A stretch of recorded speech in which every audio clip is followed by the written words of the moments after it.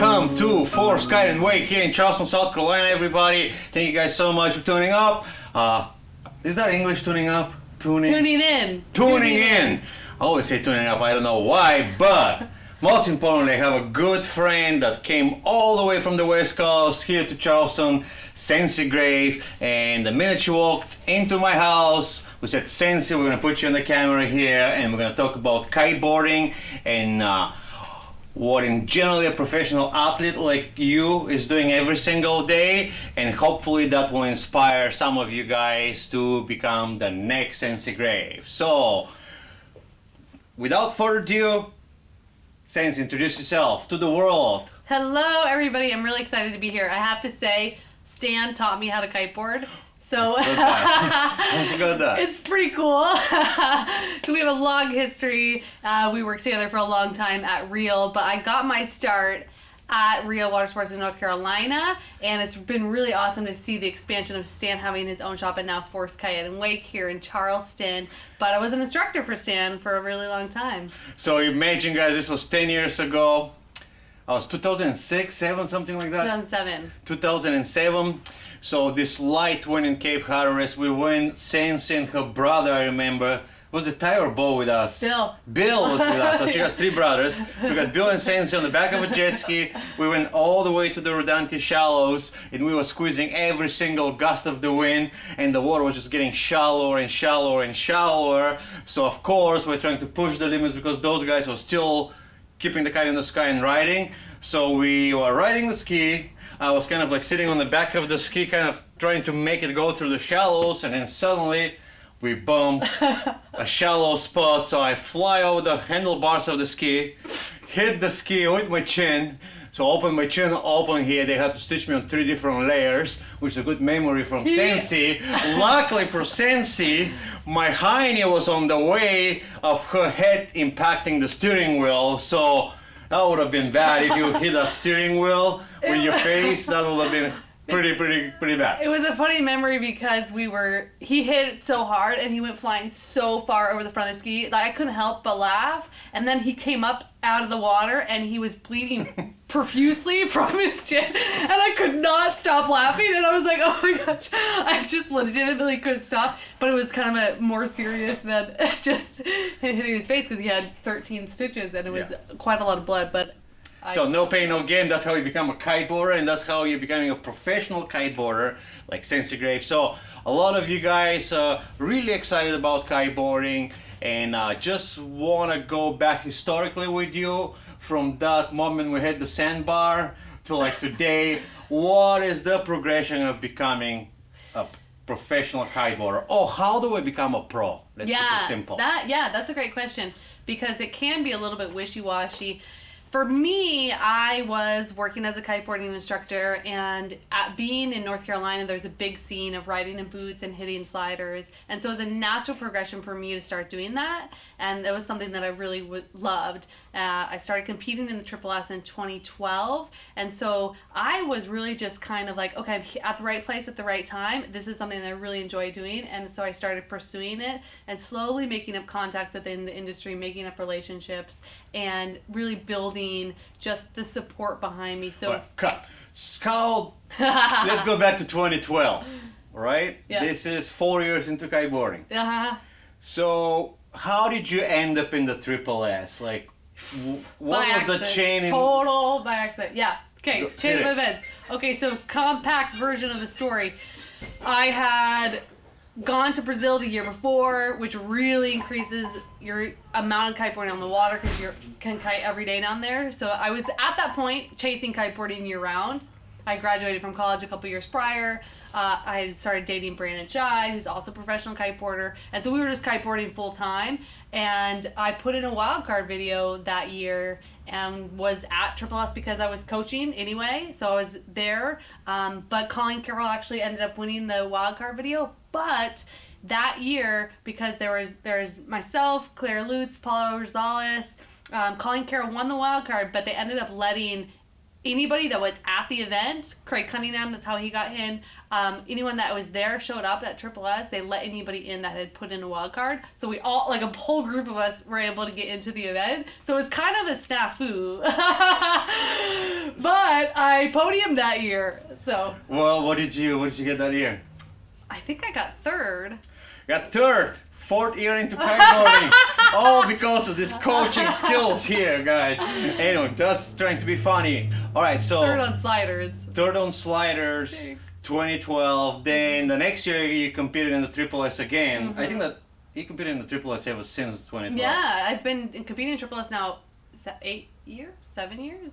12, 13, 14, 15, 16, 17, 18, 19. 8th year. This is my 8th year. No, it's just a long time. A long time to be competing in that. And all right, so what is the day-to-day life of professional kiteboarder now you're in the industry? Let's bring you guys back with 2012.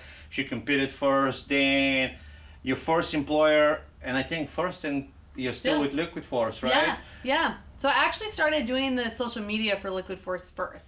That's kind of how I got my in, because the first year in Triple S was, I think I had kites from them because I was doing the social media, but I had met Gary, who's the brand manager at that time, through Brandon, because that was who Brandon rode for, and I was like, hey, I want to get kites. How can I make that happen? I would love to help you guys somehow. And so I funneled into the social media role, which I'm pretty sure at that time they were only doing Facebook, maybe minimal Instagram, but it wasn't very much.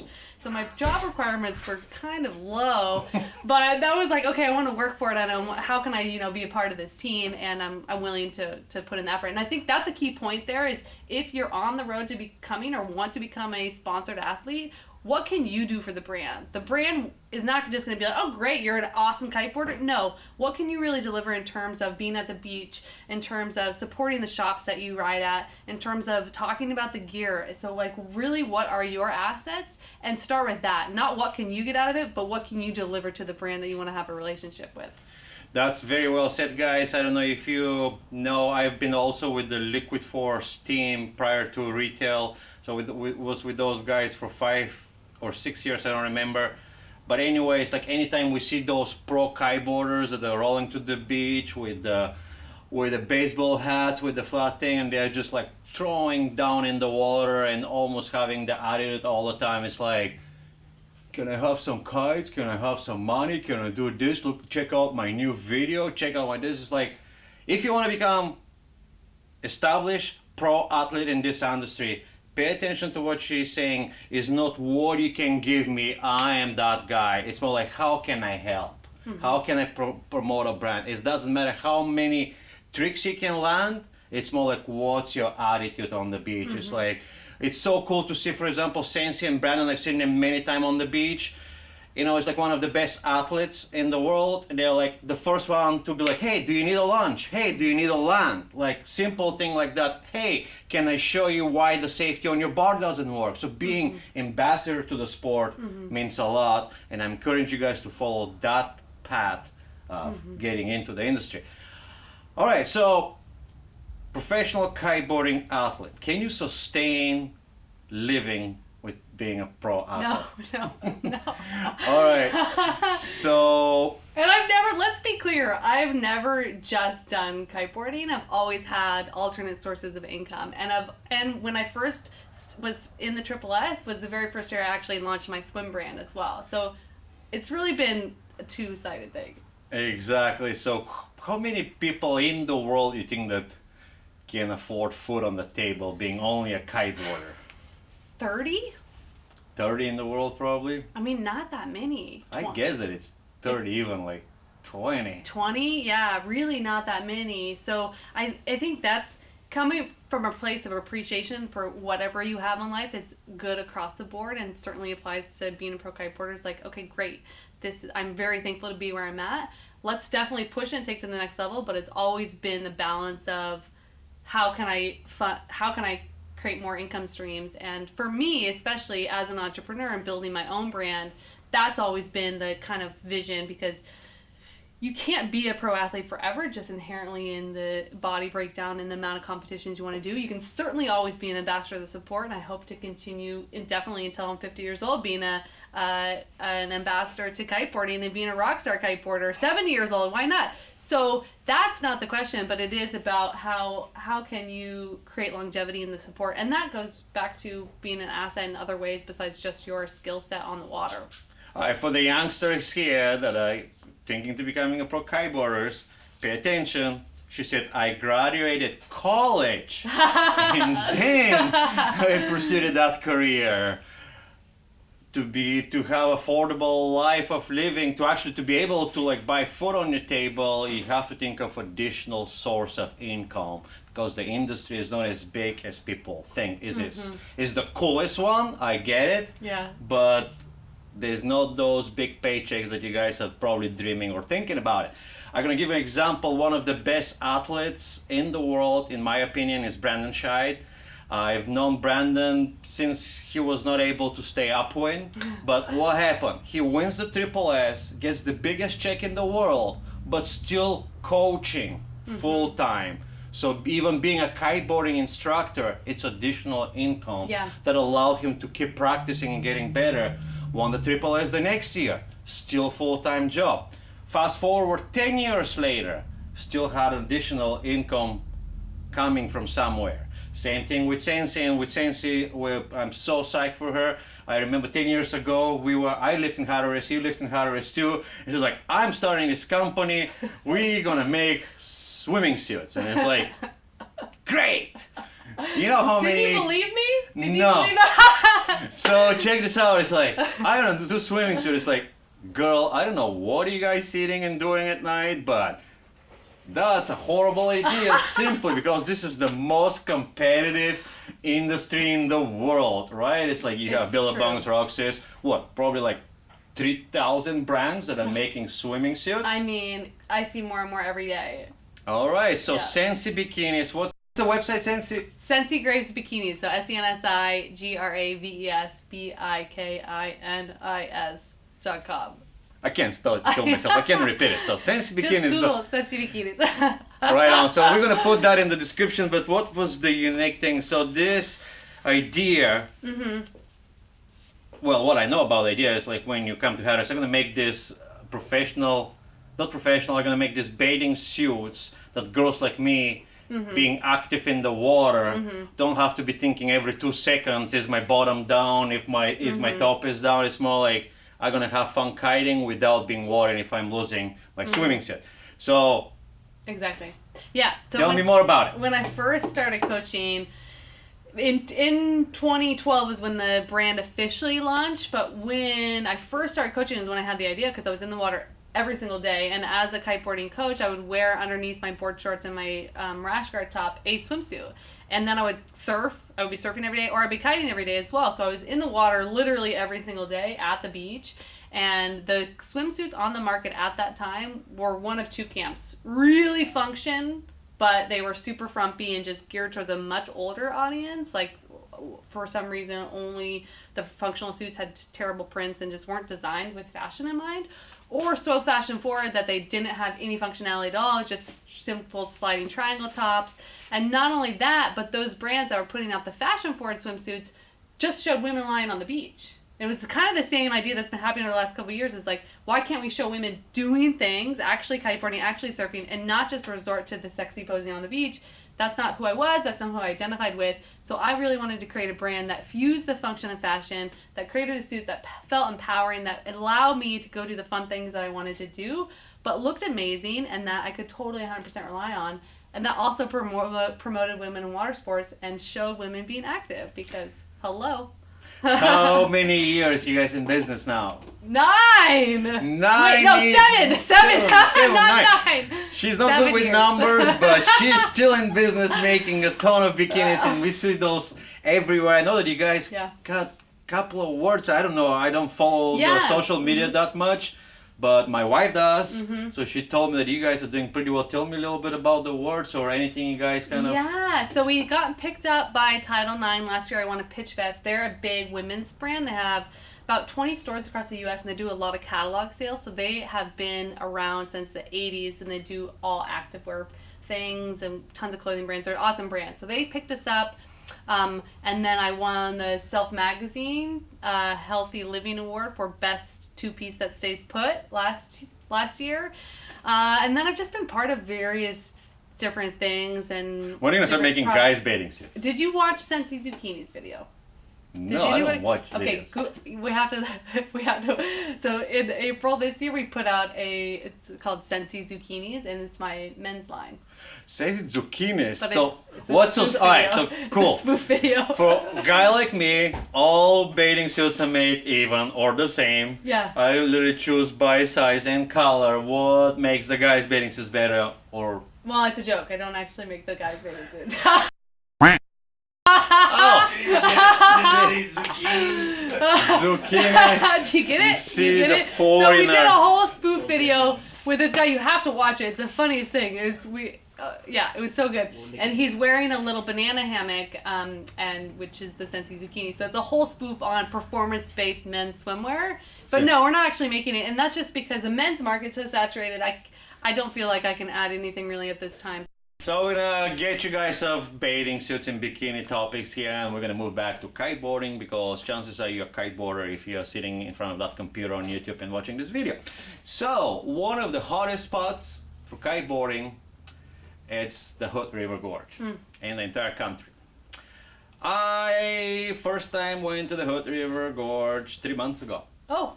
Been kiteboarding for 20 years. Especially when I worked with these guys, the main office in Liquid Force was the Gorge. So everybody's like, yeah, you should come see, you should come see. And it's like, what can be that much fun in the middle of the mountain in a river? And anytime I see you guys, you're like in 5'4" wetsuits, and it's like, no, thank you. I'm going to the Bahamas instead. However, went to the Gorge first time this year, had a blast. If you guys want to go, definitely should go. But tell us a little bit about that community in the Gorge. That's what I noticed. It's really like a little kiteboarding village. Everybody knows each other. Kind of like all the brands are saturated in one spot. What is it like to be the Gorge? Yeah, I initially moved out there for the community. I'm originally from Northern California, and so Oregon feels very like Northern California. The climate's similar, the flora and the fauna is the same, so it really feels at home. But you're right in that it's just a complete mecca of kiteboarding, and it's all about getting outside and getting on the water. So the whole community really revolves around, how can I be active today? How can I be as healthy as possible? How can I get outside? Like, it's just so empowering to be around people that value that have the same values as us, which are kiteboarding and doing it as much as possible. And Stan's right, it is a very challenging place to be because it's colder, there's river current, and it can be extremely gusty. But it's windy almost every single day in the summer, and so it's one of the most consistent places in the States to go. We have our pretty long season from March to, we can still kite now, November. It's just a little bit cold.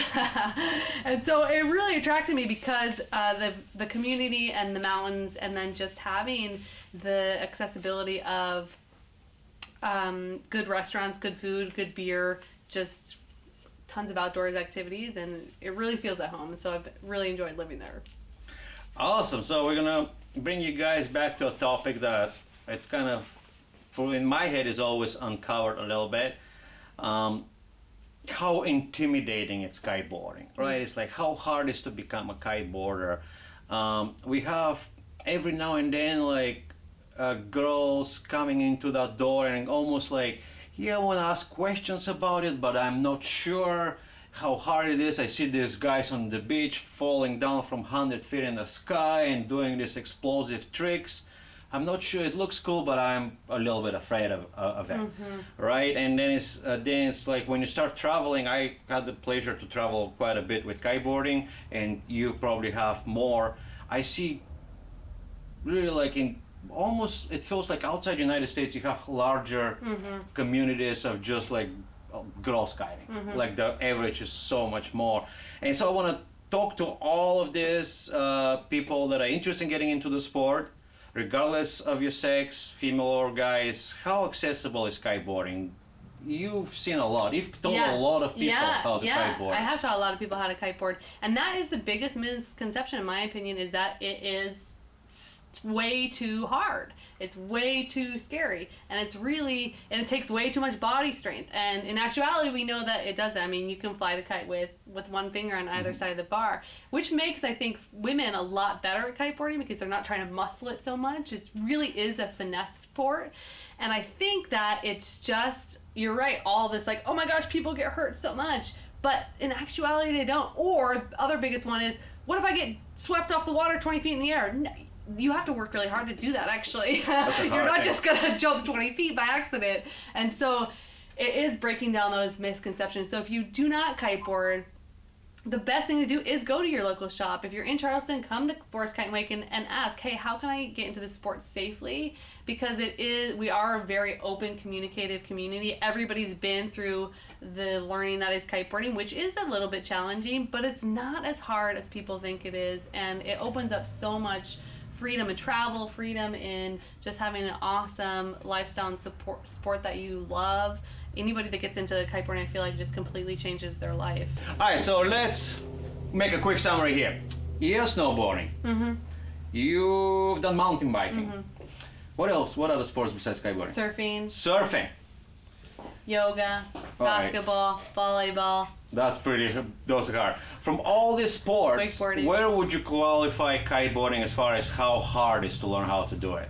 Let's go tick by tick. Surfing, kiteboarding. Surfing is way harder.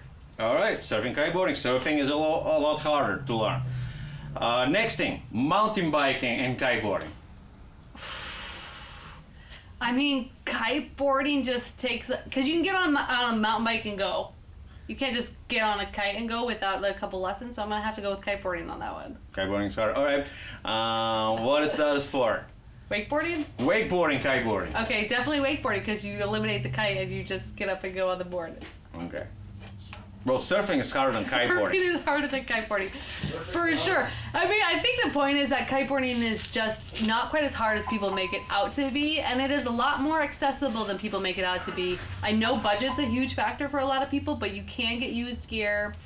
You do need to take lessons. You definitely need to buck up some money and take some lessons, because I think getting into it without that is scary and can be really dangerous. So definitely go see your local shop, take lessons. But there are really accessible ways to get good deals on gear and outfit yourself without having to totally break the bank. So don't let that be the limitation if you want to get into this awesome sport. The community is good. The community is great. The community is super supportive. All right. Well, how we can wrap this up? Follow Sensi. Oh yeah. Follow me on Instagram. Yeah, follow Forest Kite and Wake and follow Sensi. Well, and we're here as a resource. Like any pro kiteboarder out there will be willing, hopefully, to ask or answer any of the questions that anybody has. And obviously, shops are the same. So just reach out and ask people. That's the biggest piece of advice I have is don't be afraid to ask questions. Wherever you are in the career of kiteboarding or wherever you are in the learning curve, use the people around you as a resource, and don't be so non-humble that you can't ask a question of somebody else on the beach. What's the opposite of humble? Cocky? Don't be so cocky. Be a little bit more humble and just ask questions, and that really will open up a lot of doors. Excellent, guys. I hope this was helping you deciding what you want to do forward. Kiteboarding is an amazing sport, and you're going to see more and more kiteboarders every day. Like Sensi said, call your local store or school and get into the sport, and yeah, ride with Forest. We'll see you on the water.